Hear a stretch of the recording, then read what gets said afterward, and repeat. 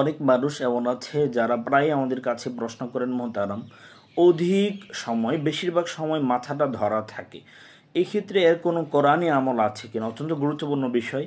সামান্য কোনো একটা বিষয়ে সামান্য একটু টেনশন করলেই কিন্তু অনেকের মাথা ধরা থাকে এবং ঘন্টার পরে ঘন্টা কিন্তু এই অবস্থা চলতেই থাকে, চলমান থাকে। ফলশ্রুতিতে বিছানা থেকে উঠতে মনে চায় না, কোনো কাজে মন বসে না, কোনো কাজ স্থির চিত্তে করা যায় না। কোরআনে একটা গুরুত্বপূর্ণ আমল আছে যেটা করলে আপনার মাথা ধরা থাকবে না বলে আশা করা যায়। সেটা হচ্ছে আপনার মাথা ধরা থাকলে লা ইউসাদ্দাউনা আনহা ওয়ালা ইউনজিফুন, এই আয়াতে কারিমাটি আপনি 3 বার পড়িয়া মাথায় ফুঁক দিলে আশা করা যায় মাথা ধরা, মাথা ব্যথা এগুলো আপনার থেকে উপশম হয়ে যাবে, আশা করা যায় আর থাকবে না।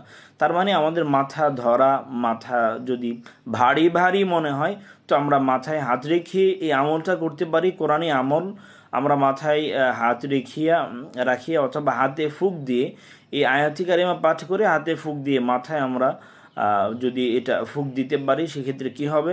সেক্ষেত্রে আমাদের মাথা ধরা বা ব্যথা উপক্রম হওয়ার সম্ভাবনা আছে। আয়াতি কারিমা লা ইউসাদ্দাউনা আনহা ওয়ালা ইউনজিফুন, আসুন এই আমলটা আমরা করি। এটা একটা কোরআনী আমল, সূরাত ওয়াকিয়ার 19 নম্বর আয়াতি কারিমা। এটা আমরা আমল করলে আশা করা যায় কোরআনী আমল, যেহেতু আল্লাহ তাআলা আমাদেরকে রোগ মুক্তির ব্যবস্থা